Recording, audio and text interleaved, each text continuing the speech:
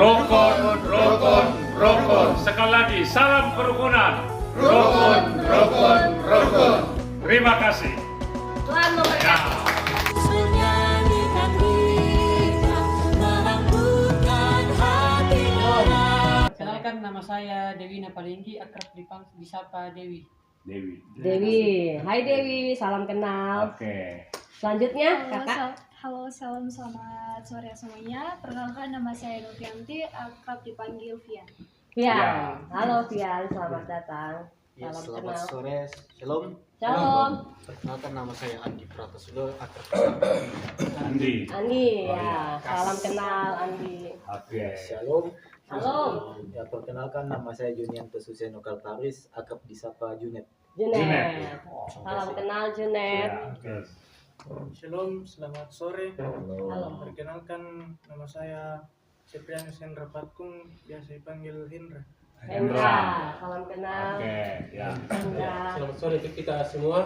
sore. Ya, nama saya Luther Aron Banga, tapi saya pendeta. Oh ya. Saya pendeta Gereja Toraja, melayani di perbatasan Toraja Mamasa di Mapak. Wah. Di pelosok, tidak ada sinyalnya. Oh, dari Pak Oki ya, Bapak? Iya, dari Pak Oki. Oke, salam kenal Pak Pendeta. Ya. Silakan selanjutnya, Bapak. Oke, baju merah. Silakan. Saya David Antonis, dipanggil David. Oke, salam Saya kenal. seorang advokat, tapi juga sekarang sedang menekuni jurnalis juga. Jurnalis. Oh, ya. keren. Baik, selamat. Nanti ada sharing, ada beberapa pengalaman yang mau saya tanyakan. Oke, oke. Ya, lanjut. Salam kenal Bapak. Ya, shalom. Silakan. Shalom. Nama saya Pendeta Stefan Sinaulan. Ya, pelayanan di Malang. Malam. Terima kasih. Ya, baik. Salam kenal Bapak Pendeta Stephen. Shalom, Shalom. saya Pendeta Dani Saud. Ya, kalau ini Ketua API, Ya. Asosiasi Pendeta Indonesia. Ya, kalau saya Ketua PGPI Kabupaten Toraja Utara.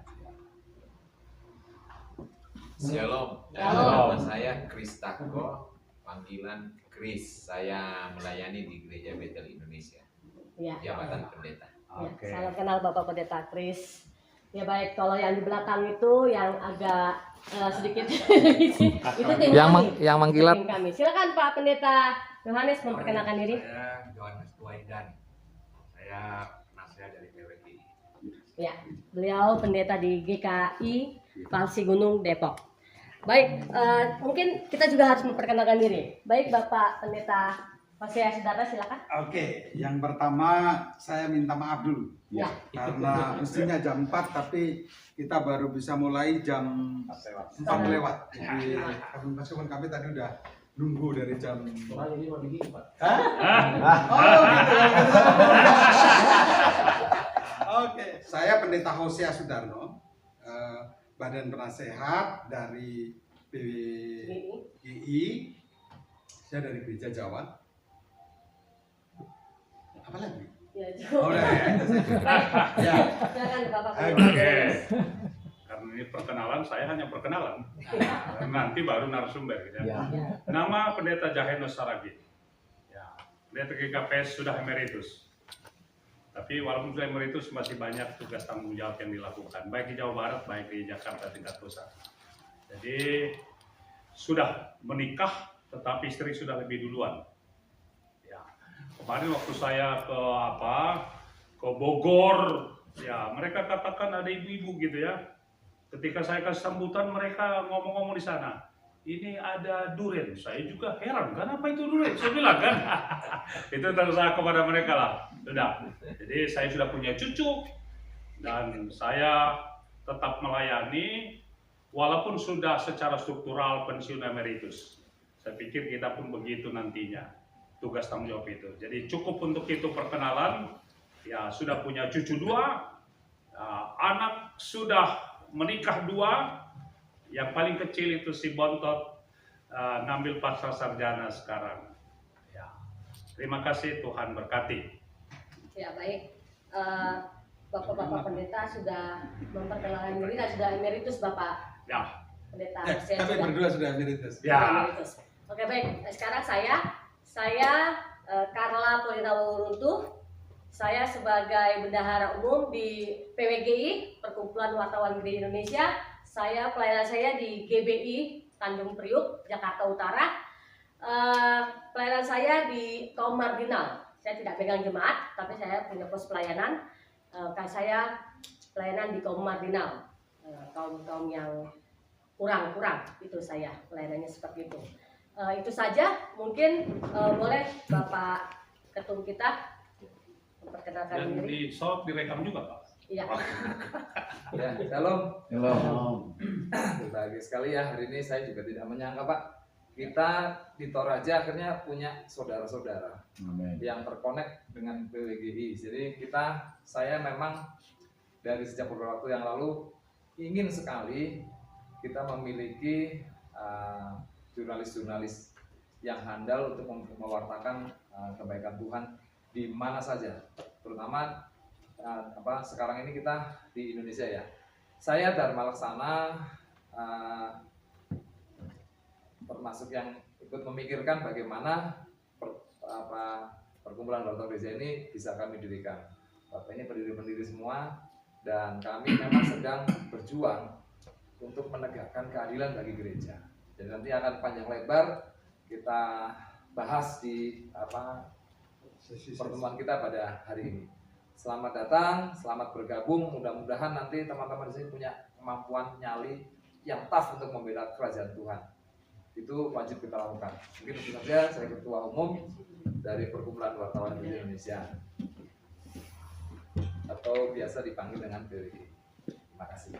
Ya, terima kasih Pak Ketum. Terima kasih juga pada para narasumber nanti, pemateri. Kita selesaikan di sini saja. Perkenalan kita saya rasa sudah cukup kenal kita semua, hanya beberapa orang saja. Boleh Bapak Ibu, kakak-kakak sekalian, silakan kita break sekitar 10 menit ya Pak ya. Ini jam 5 kurang 10 menit di jam saya. Kejadian kita tahu lah, kita kejadian pasal 1 ayat 1 sampai pasal 2 ayat 4 itu penulisnya berbeda dengan kejadian 2 ayat 4 sampai 19 di sini. Kalau ayat 1 Bereshit bara wae bahasa Ibrania, Bereshit bara wae Mbak Adama. Itu yang menulis redakturnya Elohis. Dia menggunakan kata Elohim.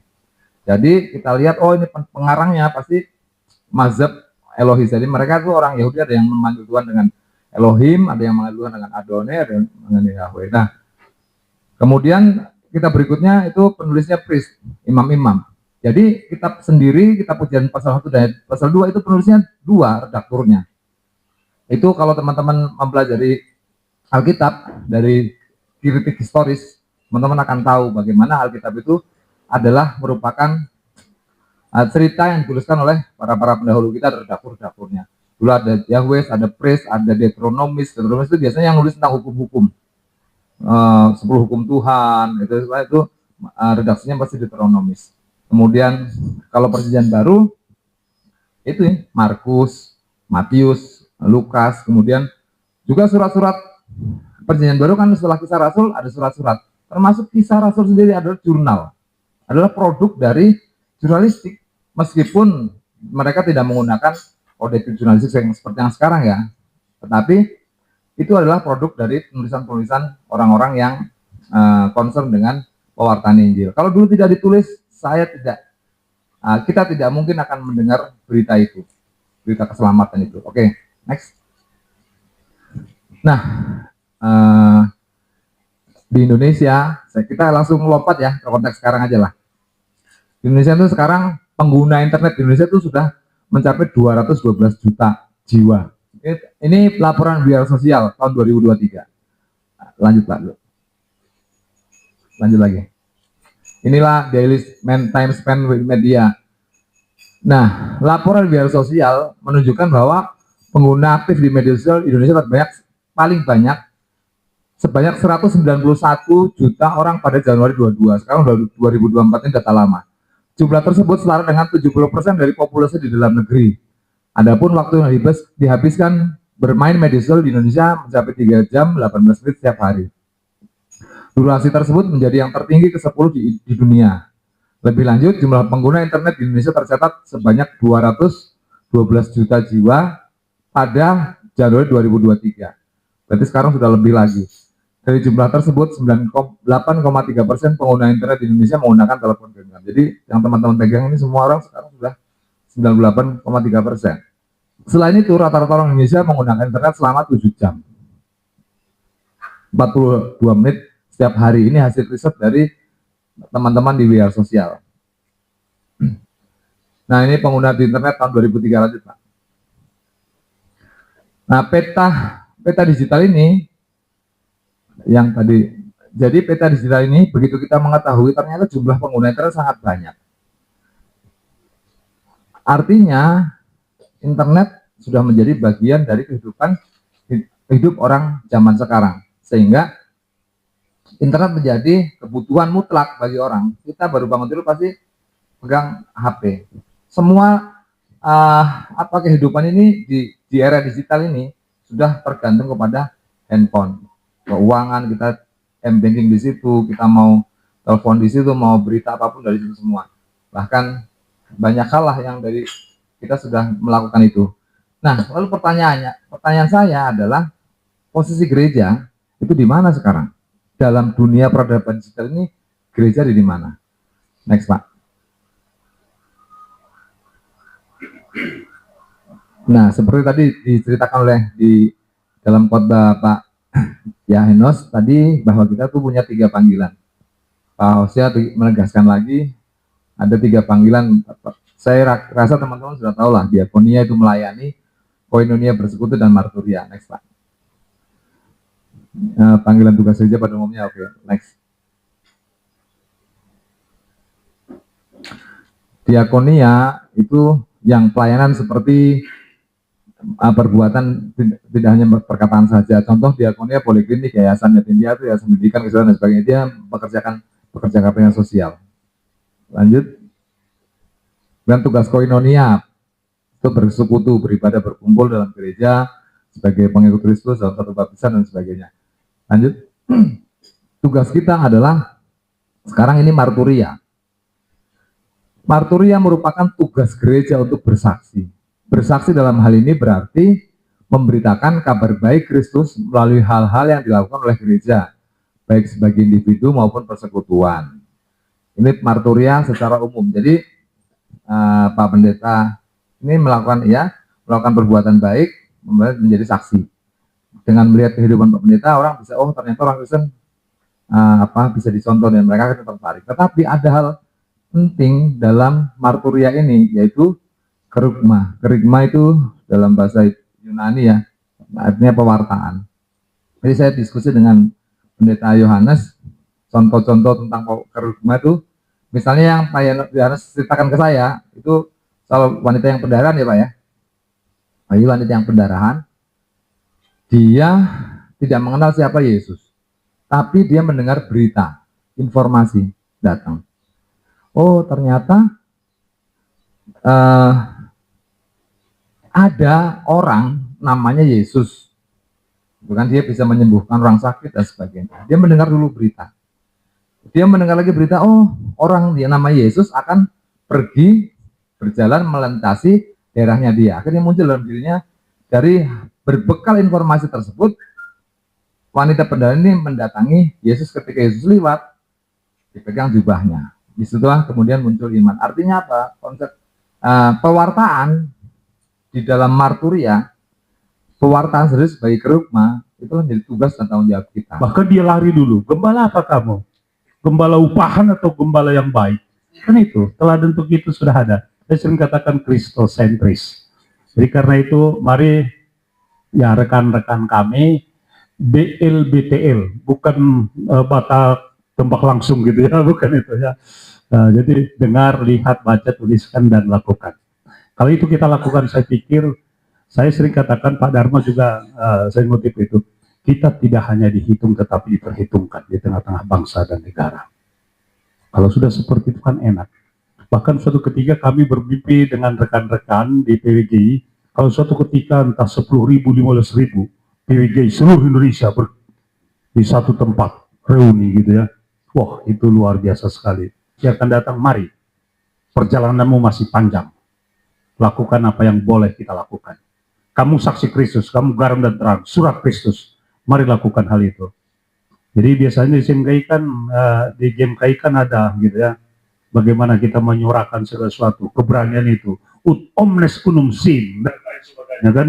Tapi bagaimana kita lakukan nilai keberanian kita, keterampilan itu. Saya dulu waktu saya GMKI di Pematang Siantar, saya cabang Siantar gitu loh. Ya, kita mau lakukan.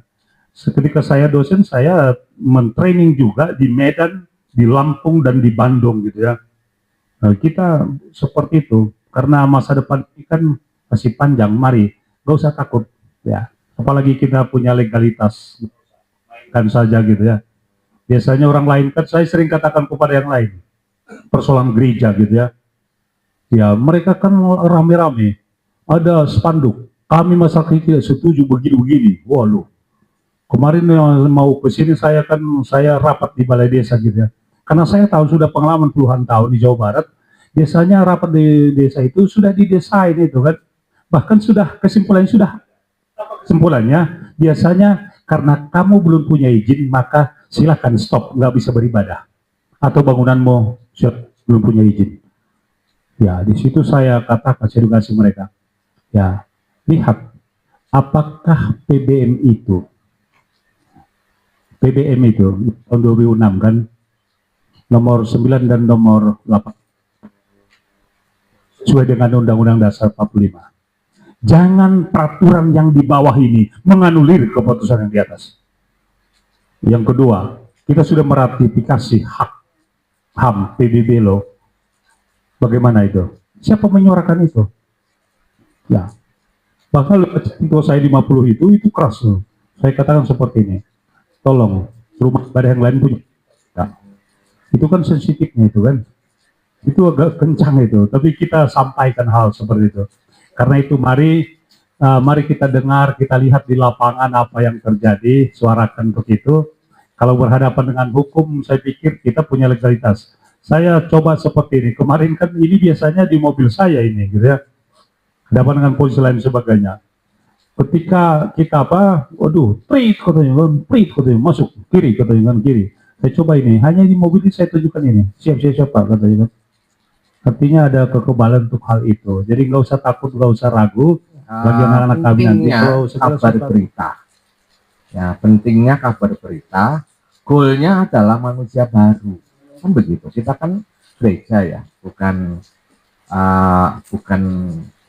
apa istilahnya, bukan semata-mata umum, tapi kita gereja.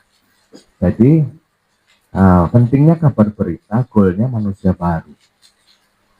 Nah, dari Markus 5 ayat 25 sampai 27 itu perempuan yang kena pendarahan bertahun-tahun itu kenapa bisa dia dengar Yesus lewat lalu kemudian dia ada gerakan untuk mendekat pada Yesus karena ada berita.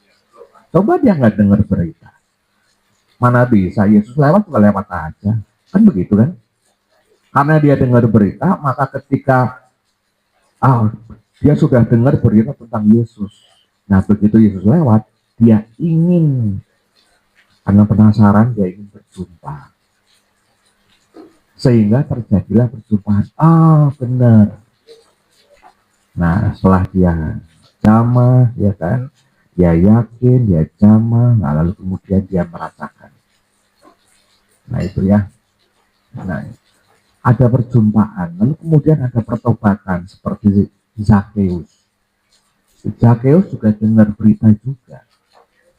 Karena dengar berita tentang Yesus, lalu ketika Yesus lewat di dekat rumahnya, Zakheus berusaha untuk melihat Yesus sampai naik pohon karena dia pendek postur tubuhnya.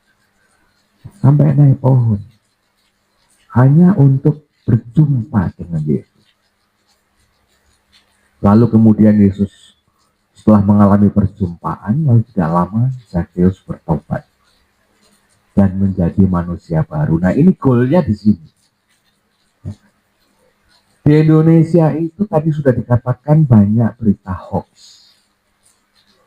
Saya jadi pesimis apakah di Indonesia banyak manusia-manusia baru. Karena banyak berita hoax. Tadi disebut berapa persen itu coba? Hampir 100%. Semua berita hoax. Comot sana, comot sini, hanya cuman sebagian. Wah, itu luar biasa jahatnya. Nah, karena itu penting kabar berita itu. Kabar berita. Apakah kita yakin bahwa kita diutus sebagai pembawa berita? Yakin nggak? Legalitasnya dari mana? Wah, saya nggak yakin kalau saya diutus sebagai pembawa kabar berita. Oh, berarti meragukan Yesus. Kita yakin nggak bahwa kita diutus oleh Yesus sebagai pembawa berita? Ini yang pertama, Yesus dulu deh. Tuhan mengutus kita. Secara secara iman, bahwa kita sebagai pembawa berita. Saya sebagai pendeta, saya punya legalitas sebagai pembawa berita di gereja di mana saya melayani. Tetapi di luar itu, tentunya juga harus ada itu tadi. Ini kan saya punya ini nih, ya, pers. Nah, kalau ini di luar gereja saya bisa. Dan ada legalitasnya, ada. Jadi kita bisa, dan kita harus bertanggung jawab terhadap berita yang kita kabarkan. Jangan asal comot. Ya. Berita yang kita kabarkan itu harus menyejukkan hati. Jangan menabur kebencian atau mengadu domba. Walaupun mungkin kita kesel ya. Wah, saking keselnya kita lalu kemudian bikin berita. Tapi kita tetap harus walaupun kita kesel, kita tidak boleh menjatuhkan orang. Walaupun kita kesel, berita yang kita berikan tetap harus benar. Dan supaya orang tadi mengalami perjumpaan dengan kebenaran, mengalami pertobatan, dan menjadi manusia baru. Itu poinnya. Itu poinnya. Ya, Pak Pendeta, tapi sekali lagi legalitas pers. Dulu, yang namanya dokter, siapa sih yang tidak kenal IDI? Ikatan Dokter Indonesia. Wah, semuanya takut sama IDI. Seolah-olah kalau tidak di bawah atau masuk anggota IDI itu seolah-olah dokternya itu nggak valid. Betul? Kemudian Dokter Terawan dipecat oleh IDI. Dan apa yang terjadi? Sekarang muncul perkumpulan dokter seluruh Indonesia yang namanya PDSI. Baru kan? Tapi orang mengatakan, wah, itu PDSI valid nggak itu? Izinnya, legalitasnya bagaimana? PDSI. Loh, kalau IDI mah sudah lama. Pakai bahasa Jerman. Biarlah orang mati mengubur orang mati. Ini Yesus ini nggak punya kemanusiaan. Seperti itu mungkin kita bisa berpikir. Tetapi seperti itu betul Yesus? Tidak. Kalau kamu satu memikirkan bapakmu yang sudah nggak ada, maka ketika kamu mengatakan aku mau mengikut engkau, jadi melakukan sesuatu, jadi memberitakan sesuatu, jadi bermanfaat untuk yang mungkin sakit, yang butuh kekuatan untuk hidup, menjadi tidak. Ditinggalkan. Ini kekuatan berita yang Yesus kemukakan.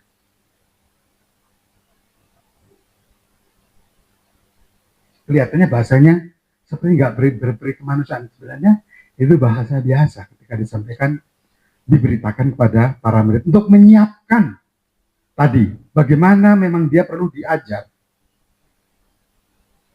Oke.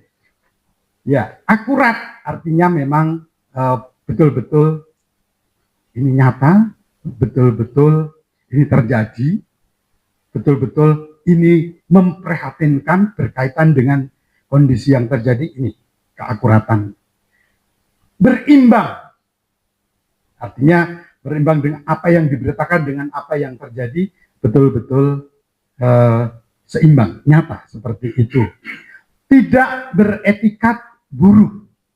Aku nulis supaya dia hancur. Aku nulis supaya dia jelek. Supaya dia kacau. Ini tulisan dalam rangka membuli, bukan dalam rangka memberitakan kabar baik. Nanti kita akan lihat. Berikutnya,